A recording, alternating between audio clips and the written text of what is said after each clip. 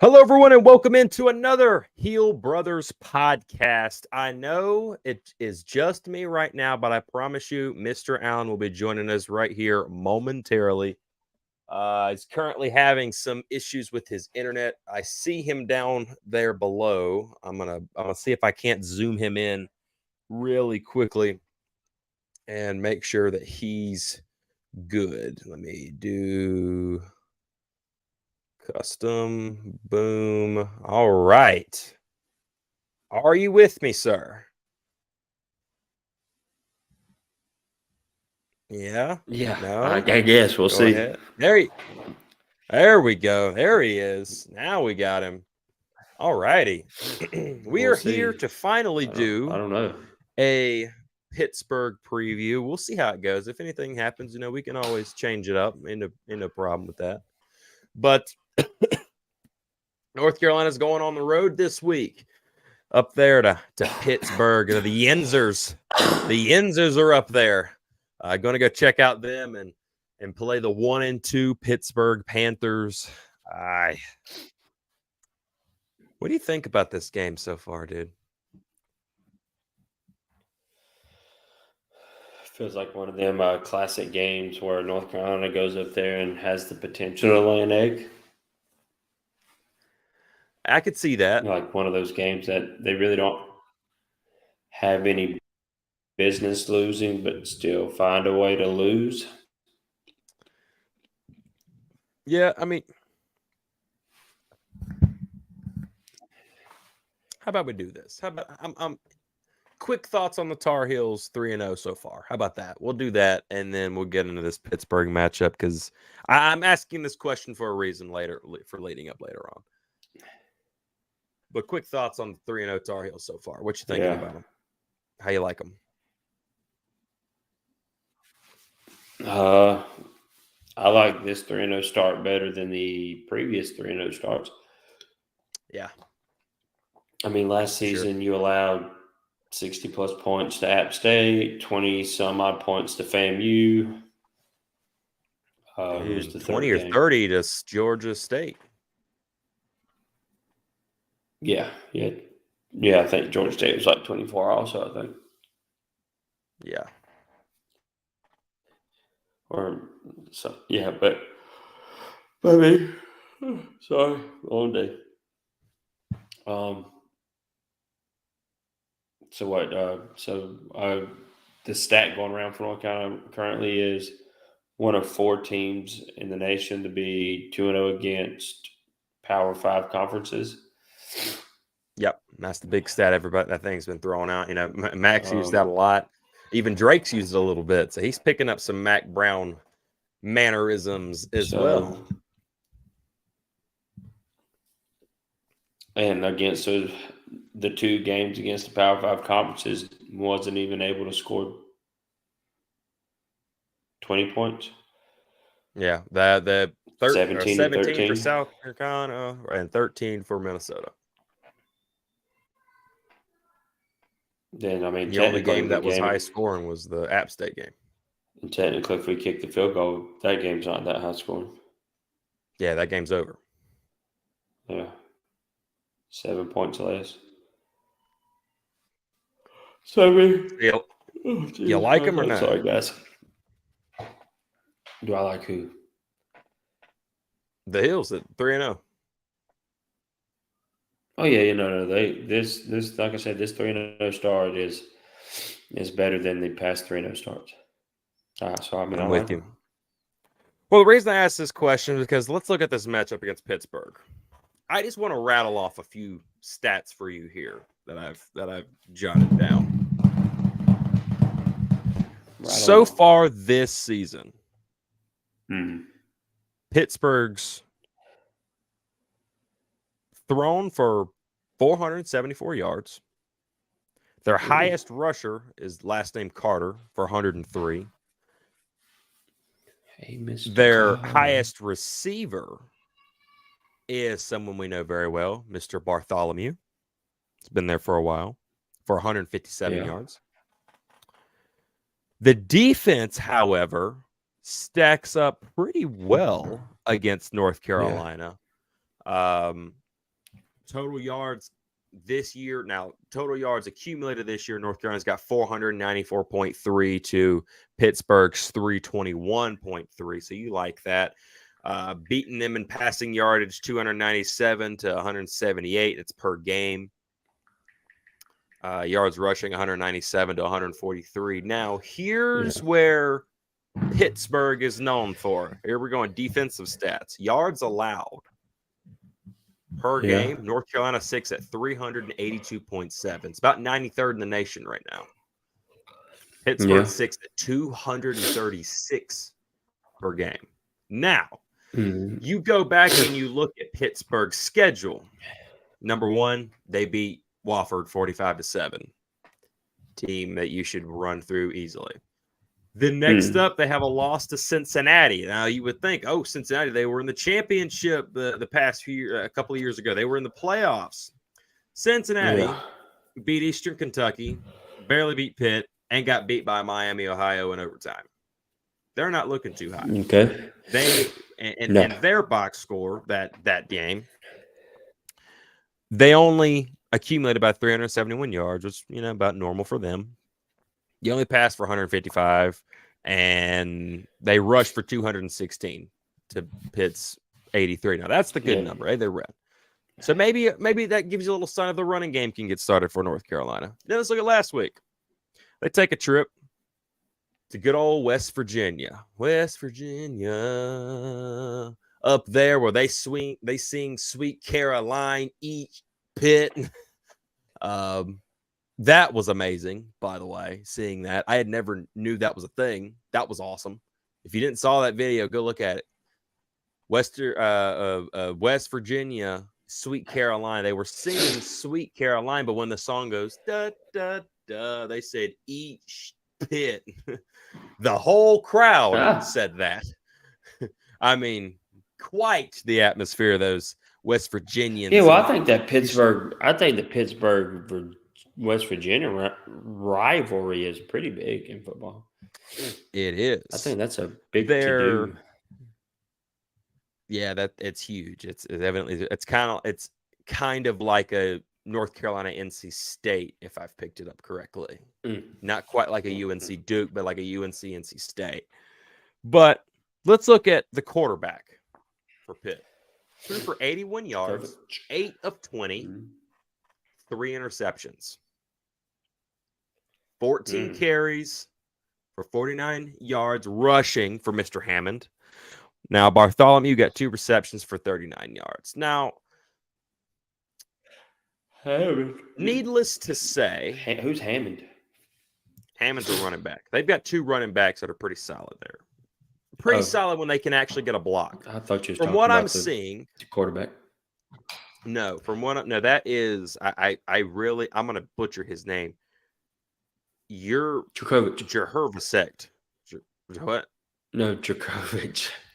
Okay, I'm glad you know how to pronounce the words. I can't. He played for Pittsburgh. He was the quarterback of Boston College when Boston went. Yeah, he threw all over North Carolina's defense the last time we played against them. Right back. Well, it would seem that he has learned to, unlearned how to throw the football is basically where this is going to now. He's throwing 35 of 75 on the season, 474 yards total, 4 touchdowns, and 3 interceptions. Needless to say, he's not a world beater, at least not anymore. Now, North Carolina has had the reputation of being able to make anybody look like a world beater. We'll find out. Last week, they held true and made sure that the Greek bullet or whatever the freak that was, I don't remember exactly what his name was, but they made sure that he was kept in check the whole time. But North Carolina has really got Kaliak Manis, the Greek rifle, and yes, the Greek rifle. There you go. If you look at PFF, no free shout-outs, but Coca-Cola Zero. Get you one. I'm on the opposite side. Yes, I like that too, but I don't have those at my house. Oh, excuse me. If you look at Pro Football Focus, the Greek Rifle and Djokovic are pretty close in rankings this season. So yeah, I mean, but I think Djokovic has had a better career, like not season, career. Right. Because he's a But senior this year or a grad transfer. I'm not sure where he went after Boston College, I but think at he some came there point in from time, Boston College because Boston College was getting at some somebody. point in time, I think he had an injury to his hand, and I think that's where they speculate why he is went quote unquote downhill. Well, he started off at Notre Dame, went to Boston College, and now he's at Pitt. Yeah, He's a grad, though. He is a grad. Matter of fact, yeah, this because is his fifth two-time year. transfers and everything. Yeah, we know very well about that. Basically, I look at this game pretty simply. North Carolina's got to do two things. One, control the run. That's number one. You got to control the run. Because Pitt is going to bank on them running. They are. They're going to load up. They're going to load up and try and run it down your throat. Now, obviously, they're going to pass the ball at some point in time. The corners and the safeties have got to be ready for that. Yeah, I think he's 18 for his last 52. So I mean, yeah, he currently on the season he's 35 of 75. Yeah, but he's 18 for his yards. last 52. 18 for his last 52. Yeah, so he went 8 for 20 last game against West Virginia. Last game, 8 for 20. So 10 for 32 in his first two games? Yeah, basically. Bartholomew is obviously the go-to target. Now, they do have a wide receiver, number 9. I have to remember his name. I can't remember off the top of my head. Kind of a longer name guy. That is a twitchy fella. If Djokovic isn't throwing to Bartholomew, that's probably where he's going. Number 9. He plays Marcus Allen's side of the field. Oh, we should worry then. So North Carolina's got to make sure and stay tight on him. Marcus has got to stay tight. This is going to be a great challenge for him. This is the time. You haven't heard Marcus Allen's name in a while, really all season outside of good things. And now he's probably going to get tested this week. Probably get tested pretty good. So we're going to see what Marcus Allen is made of this week. Another one, they got to color that tight end. They got to cover Bartholomew. You can't let him run all do whatever he wants to on you.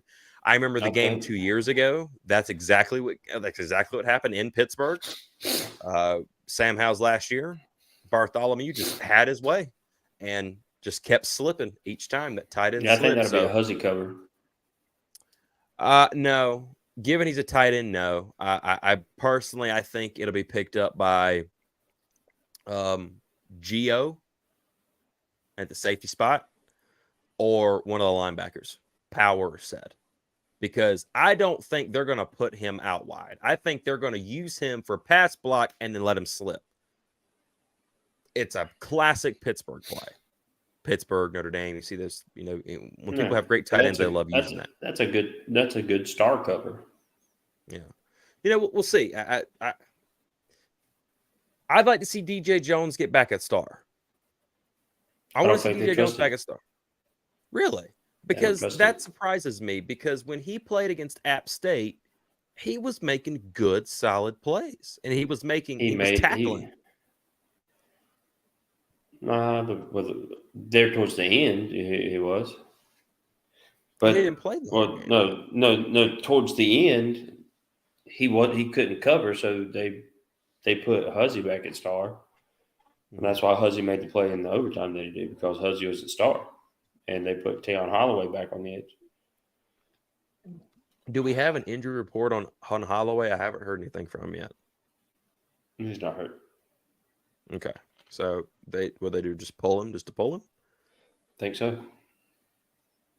They pulled him and put in Armani Chapman. I don't know if I like that or not. Matt Brown said it was time for the old head to play. Well, a guy like Tayon works his way up the depth chart. He don't do it for no reason. And I understand he's been in really good contention. So I I mean, don't know. I'm sure they. I mean, he didn't pull him completely from the game. He still played. Well, yeah, I only saw him for a few snaps in the first part of the game. After that, it was Chapman was in. I mean, Chapman played pretty well. Three pass breakups. I mean, yeah, granted, the one interception is kind of just like a money ball, Well, gifted to you by Dez. but But that's what I said, a money ball. The thing I don't like is that it felt like he was a little too much bend, don't break. Well, I mean, you got to think. I mean, he's just now back into the system. The Virginia Tech system is not the same as the North Carolina system. How they play coverage and how Virginia Tech. I mean, that's what Matt Brown was talking about in the press conference.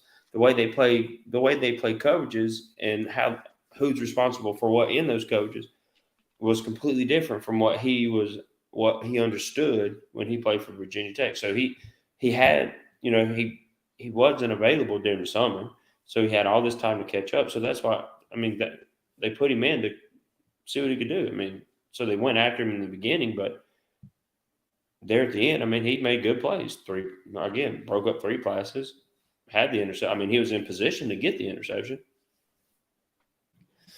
Yeah, I personally just kind of look to see. I want to see Tayon in.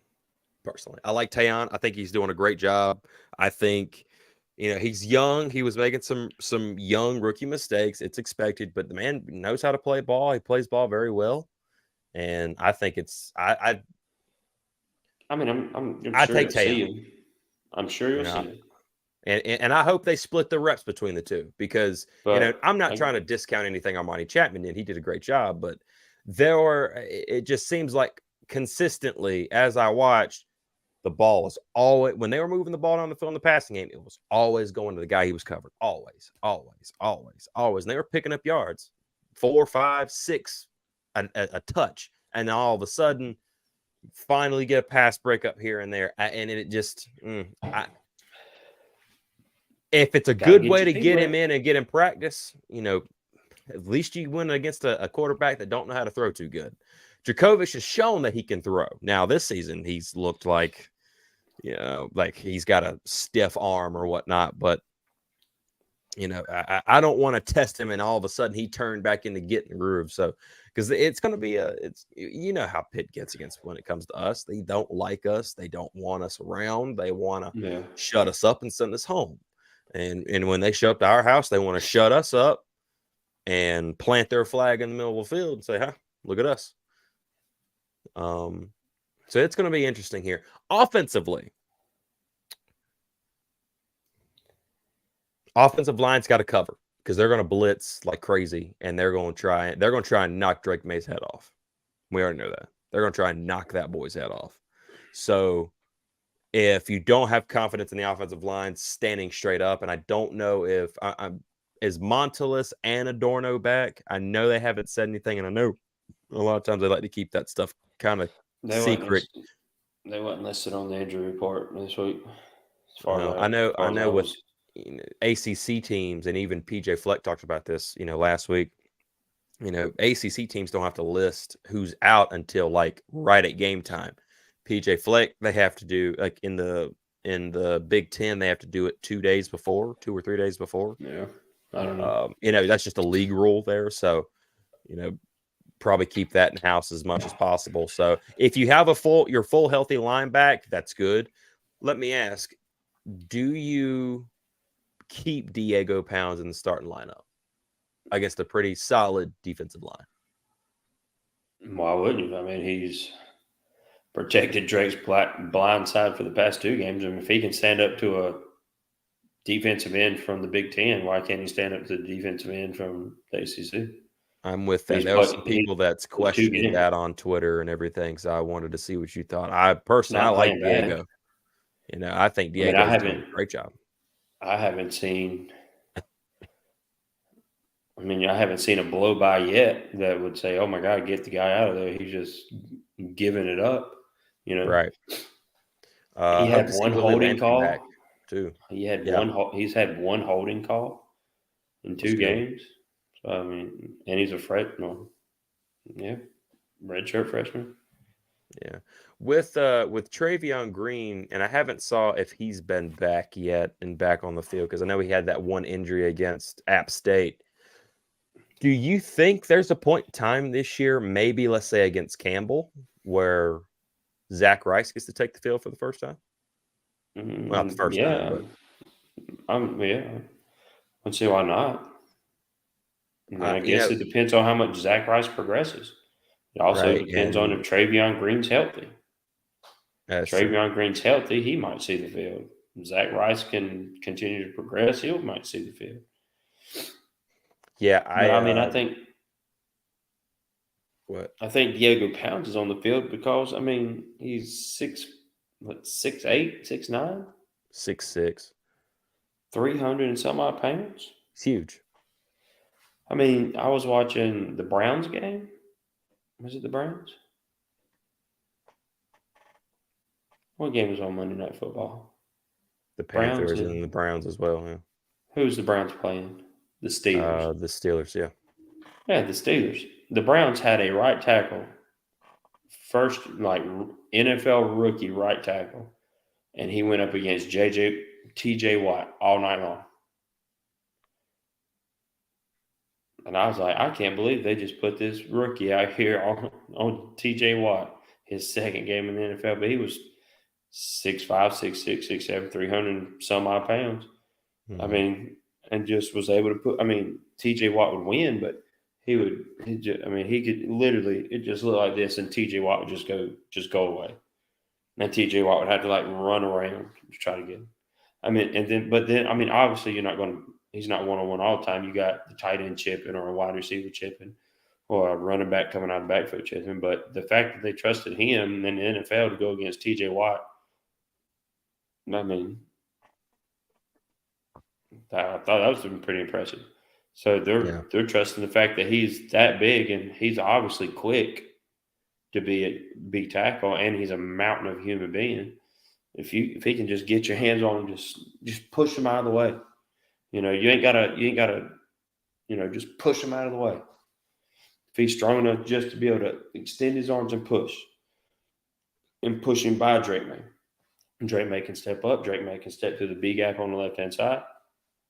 I don't foresee Diego Pounds coming out of the starting lineup unless he's hurt. Yeah, I'm with that. I like it a lot. Drake's very good. He's very, very good with pocket awareness. He knows where people are at. And Diego He Pounds is knows Drake what's up. May's is one of Drake May's friends, from what I understand. I think they Yeah. went to the same high school or Yeah, he played a big part in helping him get, recruited and come here and help, bring him to Drake's town. quote So, unquote boy. So I mean, who yeah. better to have protect your star quarterback than his boy? I was about You to know, say, I don't know, but Drake May, you got to be sitting pretty, man. And if you ever get in a fight, you've got some boys that could back you up. That's for sure. That is for doggone between sure. Diego Pound and Corey Gaynor, I think he's all right. Yeah. And then you got Amarian Hampton and British Brooks rolling up saying, "Hey, what's up?" Yeah.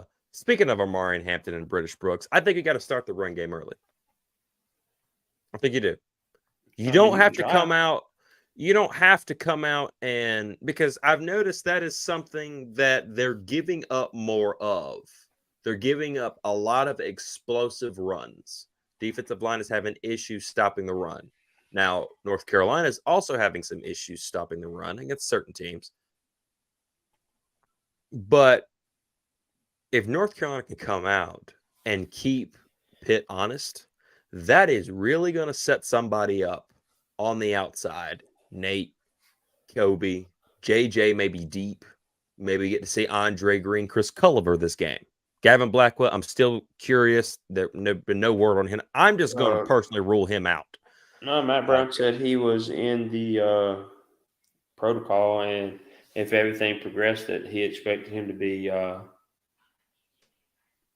He would be if he continued to progress the way he was, that he would be able to go Saturday.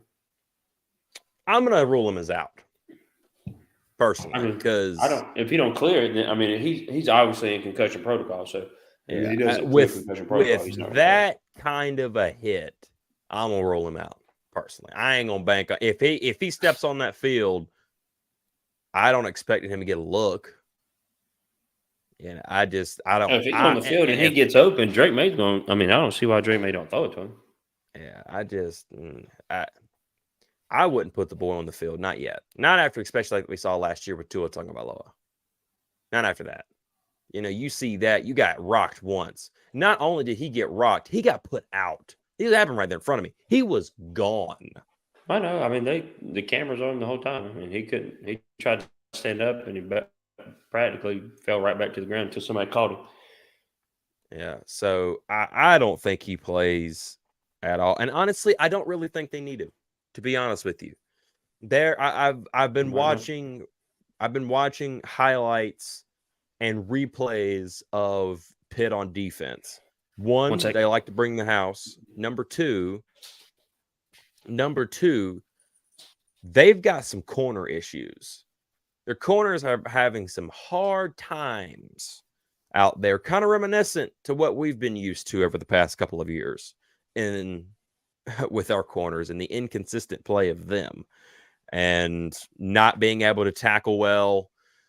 And they're having to play them extremely far off, it seems, just like we had saw a whole lot. Not very tight. Every once in a while you get a press here and there. But left side of the field, number 5. Don't know his name, but number 5. He has had a lot of blown coverages so far this season. Through Cincinnati, not really much with Wofford. I mean, you can expect Wofford, but also West Virginia. He's had some issues there, some bad issues, some issues that led to some pretty big plays and some touchdowns. So when I look at that, I think Drake May says, okay, my guy is clearly better than your guy. I think they establish the run and then make them honest, put those corners out on an island, and then just start just dropping it in the bucket and working them down the field, score, touchdown, 1, 2, 3. I honestly believe North Carolina should go out here and win this game. If I had to give a prediction of the score, given how bad this Pittsburgh team is, 41-10, 13, maybe 17. If everything goes well for them, 10, 13, 17, maybe. That's how many points you think they'll score? I think North Carolina can very easily score 40. Very easily. Because this is like Minnesota. Drake gets interceptions. That's something they have to check up this week. Drake had 2 interceptions, no interceptions, 2 interceptions again. Now, the Minnesota interceptions, one of them in South Carolina was not his fault. Went through the hands of Kobe Paysour. He just didn't close his hands, and all of a sudden, it gets picked off. But in the Minnesota game, one, I really don't know what the heck he was doing. It looked like I really don't. It looked like he was trying to throw, but there was I don't know if it was a tight end was in front of him. He couldn't see it. And that's when he threw to Chris Collins.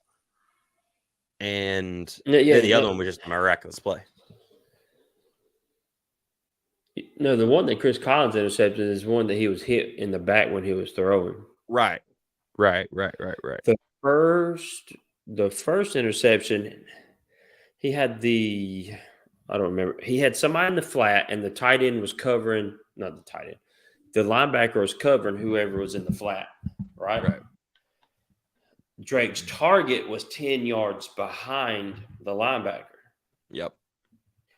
When Drake threw the ball, I think he thought he put enough air on it.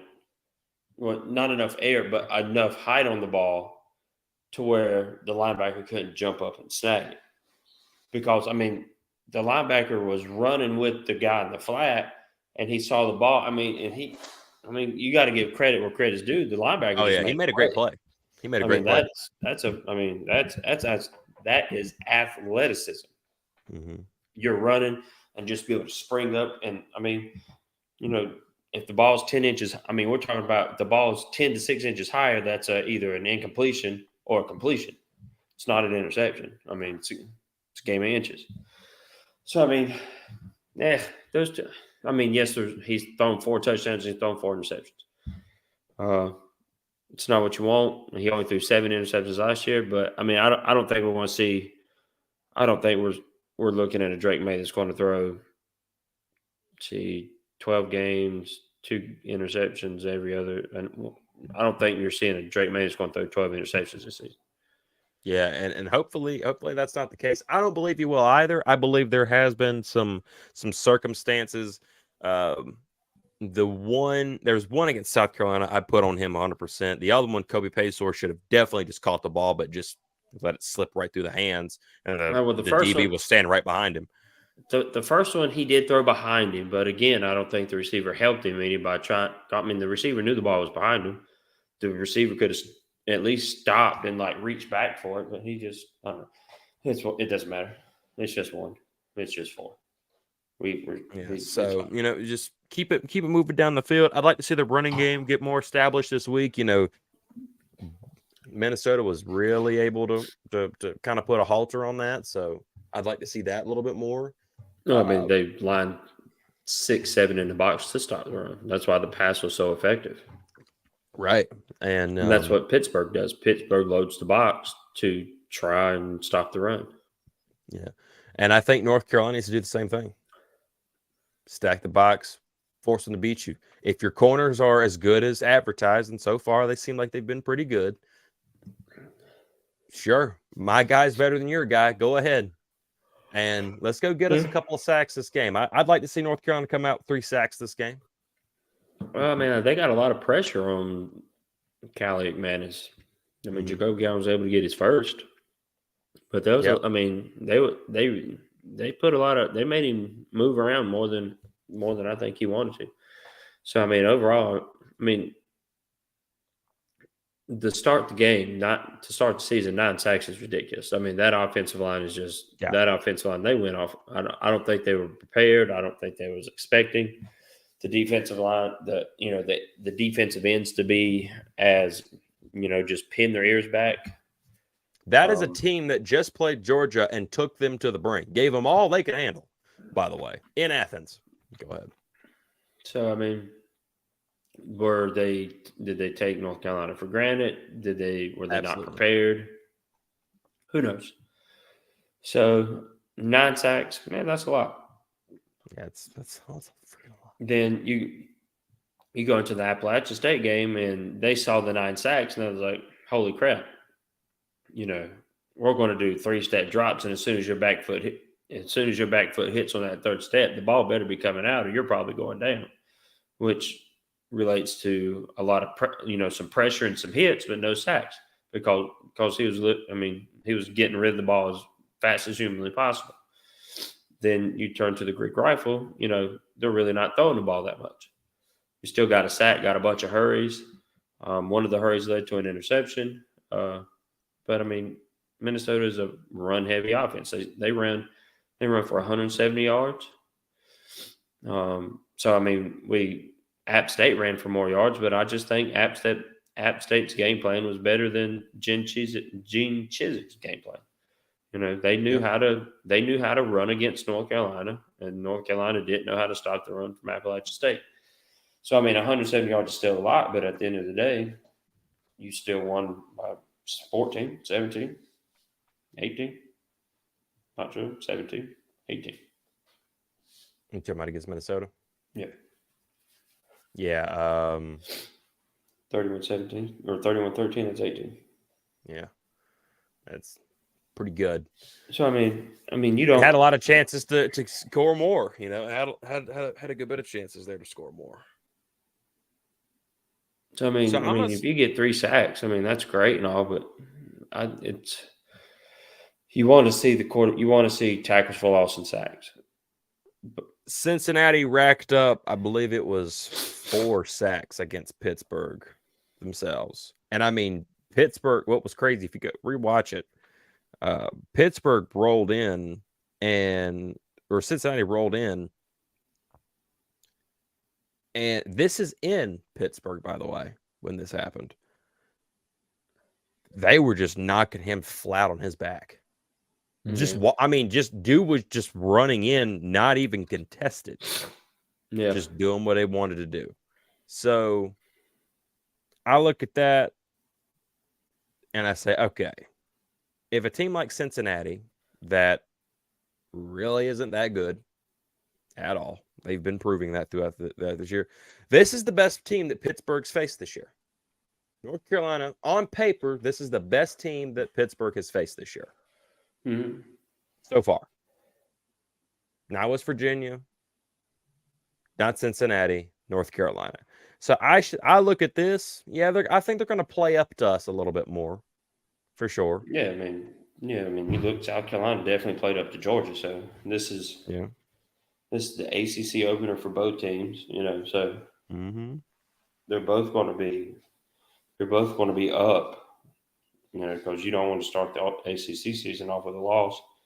Because as soon as you lose a game, essentially you have next to zero to make the ACC championship. So, not that.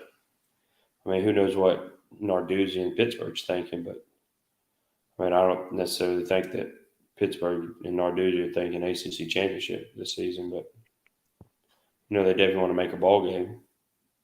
I think they want to play Wrecker. They no. Narduzzi said they're sticking with your coach. He's made that clear.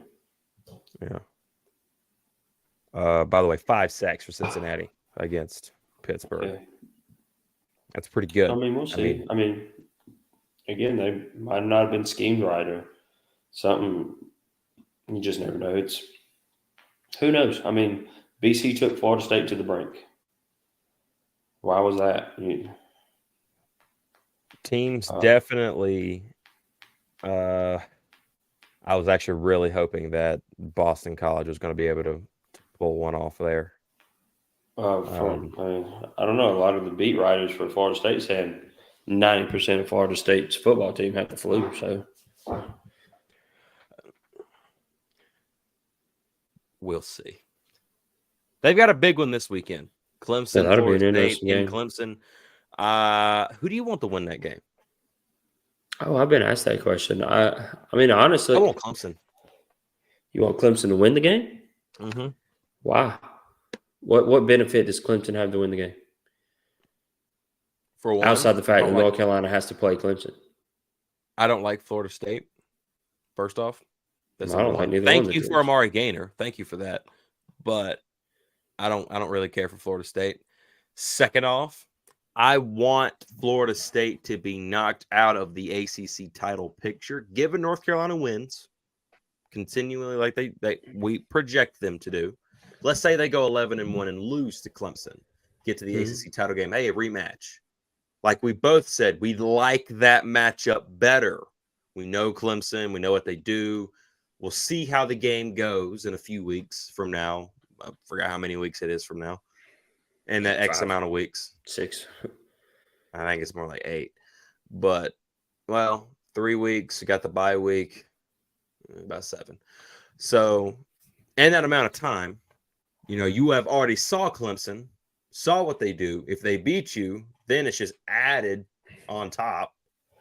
And I personally think you're more likely to win against Clemson than you are Florida State in the ACC championship. Okay, but under your theory, Clemson already has a loss to Duke. So if say Clemson beats Florida State, but then that absolutely means that North Carolina has to go into Clemson and beat them. Has to. Are you talking about to escape facing Florida State? Because Clemson's already down 0-2 in the ACC. Well, 0-1. If they lose to Florida State, they're down 0-2. Yeah. So if Clemson wins, then it's 1-1 between. It's one loss for both Florida State and Clemson. Mm-hmm. So if North Carolina goes into Clemson and loses, Well, that's automatically Clemson, Florida State for the ACC championship. That's Why is going. that? Well, who else is going to beat Florida State?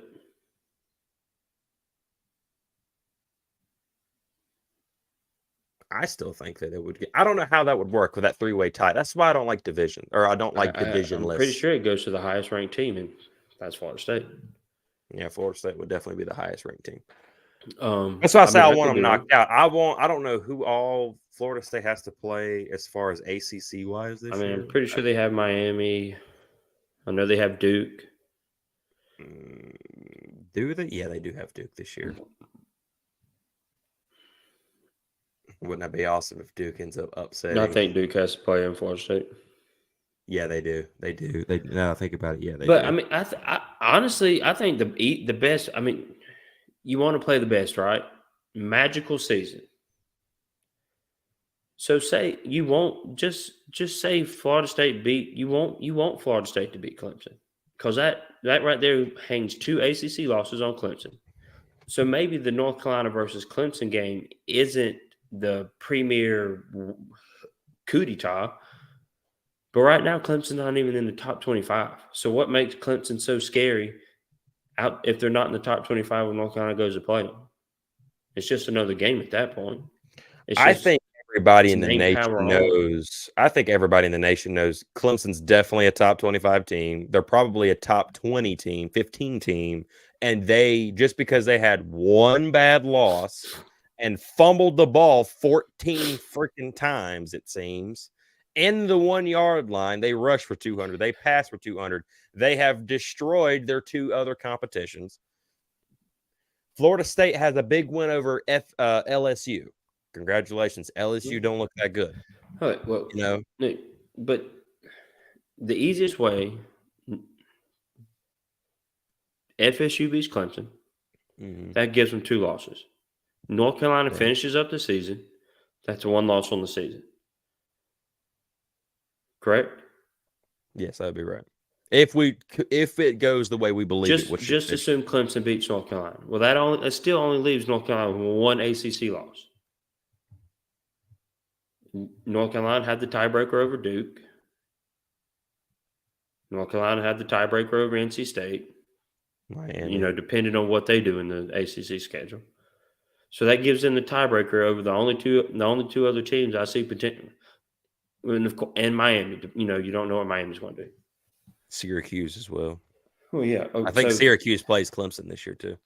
And so Syracuse all the major and Clemson, that's always players, fun. all the major players are taken care of, and the shoulda, woulda, coulda game for Clemson got away week 1 because you got beat by FSU in week 4.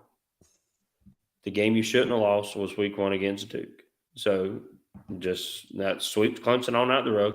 Then you got the presumably undefeated FSU team against the 1-loss North Carolina team that lost in Death Valley to whatever Clemson team is at the time.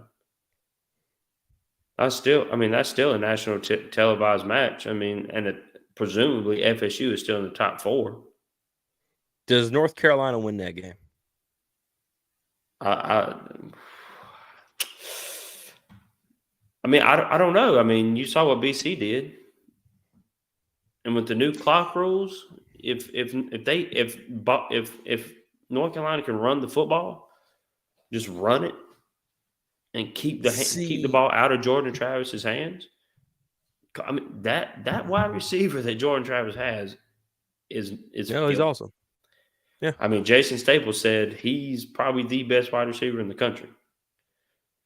Yeah, because he's bigger. I'm pretty sure he's just as big or bigger than Tez and fast, just as fast, if not faster than Tez. He's a freak. Yeah, and that's coming from somebody that loves Tez Walker. Yeah, no joke. But so I mean, they got a lot of pieces over there down there in Tallahassee. And it's they're bringing them in. And I asked Jason Staples. I asked him. I asked him on Twitter. I said, how does North Carolina match up against Florida State? He was like, I'd probably say FSU 14 to 17 points on a neutral site. Charlotte's a neutral site. Well, not really neutral, but it's a neutral site game. Yeah. But I mean, miracles happen every day. I mean, and just say North Carolina pulls that game out. So now you're 12-1 ACC championship, just knocked off the number 4 team in the country. If you're 11-1 in the regular season, you're probably fringe top 10. Well, that's 11-1 regular season. Then you add that on top, 12-1, knocking off a top 4 team. You're up there. You're up there. I'd say in the top 6 to 5. You got the conversation for the football play, the college football player. There's a conversation that has to be had because Drake May. Yeah, and you're on the Drake May factor. Like March Madness on the bubble there. You're on the bubble, that's for sure.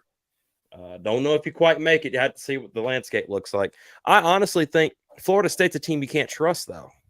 Maybe not, but if they keep on winning, that's what that's why I look at Clemson and I'm like, I still think until it is proven to me that Clemson is not the standard, Clemson is still the standard. Well, I heard what I was listening to some reporter said if FSU goes into Clemson to beat Clemson, is that the changing of the guard in the ACC? And I mean, I could see it. I could see it. I mean, LSU has looked pretty solid since that FSU loss. I would say, do this. Let me see a few weeks down the road after that game. And not only that, let me see how big the win is first. Number one. I mean, you can't get mad at FSU for almost losing to Boston College and not get mad at North Carolina for almost losing to App State. Especially when FSU was at Boston College. Oh, yeah, I'm 100%. That right there, us having that back and forth with App State, absolutely. I mean, it ticked me off. It really did. I'm just saying, you can't. I was trying to have a nice Italian dinner at the beach, enjoying my vacation, and then whoop, North Carolina wants to try and throw a heart attack on top of it.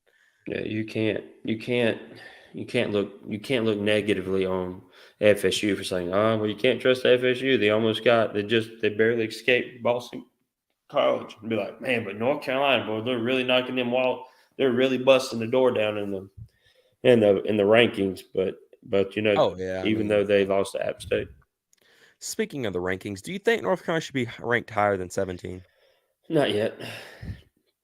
Colorado's still riding that hype train, which is going to come to a grinding halt. Well, Colorado bumped down. They're behind Carolina now. I've heard people say Colorado might be lucky to win 6 games this season, and they've already won 2. Oh, yeah. No, they've won 3. Oh, that's even worse. They've won 3. You see, they've got back-to-back weeks at Oregon and then USC at home. That's their next 2 weeks. That's probably, you better pencil in 2. I mean, now they're also without Travis Hunter for those 2 weeks as well. Yeah, lacerated river. That's something funny. You see all this on sports centers, social media about the hit on Travis Hunter. But you know what you don't see on Sports Center? Shadur Sanders sticking his fingers in that dude's helmet and trying to gouge his eyes out. Yeah. Well, Deion hopped on a press conference somewhere and actually took up for that kid. Oh yeah. They said they had forgiven him. Yeah. I mean, I'm sure you're going to say you're forgiving him, but both his sons said that Shadur and Shiloh both said, "Oh man, next year we're going to be in the league." Deion said, "No, you ain't. You ain't ready." Like, get them, pops, get them. So y'all ain't ready for that. Y'all ain't ready. Yeah, but I just thought there was a lot of dirty plays on that game, but it just looked like that was the only one that got covered. Yeah, I mean that hit was dirty. That was a dirty hit. Yeah. I don't think he intentionally hit him to hurt him. I don't think you hit somebody like that to lacerate the liver. Yeah, I think he went to put some mustard on that hit, but I don't think he knew what was getting ready to happen. You're trying to bring the physicality in that game. Yeah, and the thing about it was Colorado State was getting ready to win that game. Matter of fact, they had a 4th and 2 on Colorado's side of the field. They didn't go for it. They punted the ball. All they do is just go for it. It's 2 yards. You tell me you can't pick up 2 yards? Y'all had played so well. Colorado State had that game. They basically handed it right back But in to my Dion mind, and them. you take your hand and stick it inside your opponent's face mask and extend your fingers into their eyes. That's intentionally dirty. Yeah, But that that one got would be. that got zero coverage on ESPN. Yeah, that was interesting to say the least. I saw the highlights of it on Twitter, but that was all I got. Yeah, and it wasn't Well, mainstream Twitter; it was off-stream Twitter, black market Twitter. black market Twitter. Well, the Pitt preview ended quite a while ago. We've just been kind of chilling out and having a good time. This is what we do on the Hill Brothers. We just have a good time, sit back, relax, talk football. We do need to have a bigger conversation about UNC versus this ACC this year. That's kind of a sneak peek of it right now. We was talking about the top three. Kind of just sounded like we just had it when Yeah. FSU 14.5-point favorite on a neutral But side. we Neutral side, I think we could get Clemson. In Clemson, I think it's going to be a little difficult. Yeah, we'll see. We'll see. That's for sure. They still have some inconsistencies that are kind of alarming, and they definitely need to right the ship if they're going to beat Florida State this week, because Florida State's going to bring the house. If Florida State plays like Florida State should, they're going to bring the house. I think Florida State will be up for this game. They'll be a little pissed off after Boston College. I don't know if they'll be pissed off after Boston College, but I do believe that they'll be excited to play Clemson again, because there was a big hype into that game last year, and Clemson went down to Tallahassee and just whopped them. Said, this is how this is going to be. And I think that's where you're – yeah, with DJ. DJ actually played a good game there. DJ's been playing some softies over there at Oregon State, man. I want to see him against some real talent. No, I'm sure he'll get to go up against Oregon. I know he'll play against Oregon and USC. He's playing Washington State, that team that just got into the top 25 this weekend. Yeah, they knocked off Kansas State last week. So, I mean, it's a solid football team. It'll be a test for him. It'll be a good test for him, but maybe it wasn't DJ after all. Yeah, Garrett Riley ain't doing too much over there. Cade's looking interesting too. I don't know. We'll talk about that at a later time. But I mean, there's so much to talk about there. There is. North Carolina really made backup quarterbacks look really good last season. Oh yeah, that is true. Cade looked like a world beater against North Carolina and couldn't find the back door to a barn against Tennessee. Yeah, no joke. Well, we forgot to mention like Duke, Syracuse, talk about them. Those two teams seem like they're on the rise. Matter of fact, the Syracuse game per ESPN's a pick 'em between them and UNC now. The Duke game, however, is still majority UNC. I'm very curious to see how that goes throughout the season. It's at home. That's why. Yeah, it is at home. For one, I don't think nationally, I don't think they don't respect Duke enough. And obviously, nationally, they don't quite believe in North Carolina because of whatever Syracuse has done, and Miami is doing or done. Texas A&M, I guess. Woo! Go Aggies! Yeah. Syracuse will be also coming to Chapel Hill, just like Miami will. As a matter of fact, out of the bye week, you have Syracuse, then you have Miami. So we're just 2 weeks away from that matchup, which should be very. I think Mac Brown is 1-4 in games after the bye week. Yeah. So, like I said, this is if you're ever going to right the ship and beat a lot of quote unquote stereotypes where this is a game North Carolina doesn't win, this is a game North Carolina doesn't win. So far, you're 2-0 against those type of games. Prime time, nationally televised, got all the media attention in the world. College game day, now a neutral site game, but still prime time game. Really, it was an away game. Quite frankly, we were there. We know how that was like. It was neutral site, but it was 70-30. Yeah, I mean, you got your videos play that you play at home, but it was quite frankly a Gamecock territory game. I got me yawning. Then you've got Big Ten team, this is a game that you normally don't win. Big physical team that runs the football. You win convincingly. So you're 2-0. This is another game, prime time against Pittsburgh, ABC. This is a game that you don't win. North Carolina, every time they went up there, prime time, and North Carolina's got dealt both times. Overtime games, lost both of them. So this is another one. And then you go to the bye week, and then you've got a game you shouldn't win, or people are starting to think, oh, well, that probably won't win because Syracuse will be like this in Miami. The resurgence of Miami is here. I bet you keep it going. Miami might be ranked higher than North Carolina, given they come into that game undefeated. No, I don't think you can rank Miami higher than North Carolina if North Carolina doesn't lose another football game. Watch them. The resurgence of Miami. We all know how excited they get about that. I don't even know what Miami's schedule is. So far, they've been playing softies. They played Bethune last week, and then you got Miami, or they played Texas A&M. Oh my God! They got also Temple the 23rd. They got Temple. They go to Temple Saturday at 3:30. Then October 7th. So I guess their bye week is the same week as ours. That's what it looks like. Yeah. Because October 7th, we got Syracuse. Yeah. Temple, Georgia Tech, and North Carolina. Their bye week is the same as ours.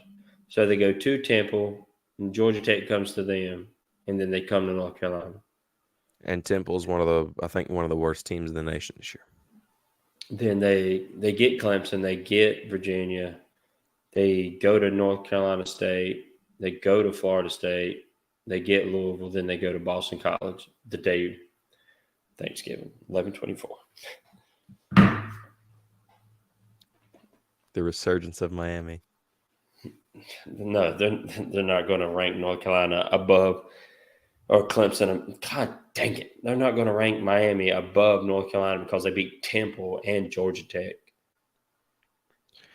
Yeah. I think they might do it. I think the committee loves Miami enough and wants. I mean, we saw them get ranked the past 2 years coming into preseason. I think Miami being Miami has the very well possibility of losing one of those two games before they get to North Carolina. If they do, they got Temple, Georgia Tech. Temple and Georgia Tech. Give me Georgia Tech. Temple, I see they can knock it out. Georgia Tech, very interesting. They took Louisville to the brink, and we hadn't even brought up Louisville yet. Yeah, I ain't seen enough of them. They look solid, but can be dealt. Yeah. Anyway, I'm all out of drink, which means this show's done. I'll see y'all. Thank you all for watching. Thank you all for being here. There you go.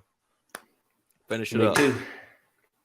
Thank you all for watching. Thank you all for being here. We'll be back with some more. We'll have the post game, which I believe we're going to try and start doing those on Sunday evenings now. That way we can just get together and knock that out for you guys. That way you're not having to wait 2 days technically past the game. I mean, what you doing Saturday? Really, I have no idea. I was going to cut grass, but I think it's raining that day. We might have to do a game stream or something. That wouldn't be a bad idea. As a matter of fact, I think it was. Was it the post game for? It was post game for Minnesota.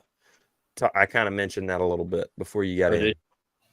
Yeah, mentioned that some because I was talking about the atmosphere and the game. I have to because it's 8:00 game. So I mean, I have to talk to the wife and see if we can't do a little setup in the house or something for the game. Yeah, I've got all the equipment. I've got all my normal stuff. But you can't put you can't put the game on the stream, can you? No, that is 100% copyright. But what if it's YouTube TV that you're watching it off of? Doesn't matter. Nah. It's still a televised production coming from ESPN or ACC Network or whoever it is, and that's the owners, the rights owners. Yeah. Look at you over here trying to be a thief. Yeah. I mean, I didn't know how that worked. Catch a charge. So the cameras will be looking at us, and we'll be looking at TV. Yeah, pretty much. Pretty much. Okay. All righty, guys. Thank you all for watching. Thank you all for being here. Go Heels. Go Heels.